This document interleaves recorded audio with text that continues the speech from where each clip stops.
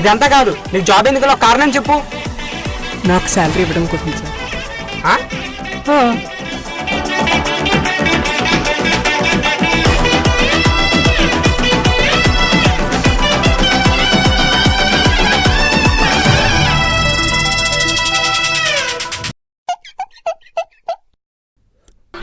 Sir, నాకు వాట్సాప్లో పెద్ద పెద్ద కంపెనీలు మెసేజ్ చేస్తున్నా ఫోన్లే పాప అని మీ దగ్గరికి వస్తే అవమానిస్తారా?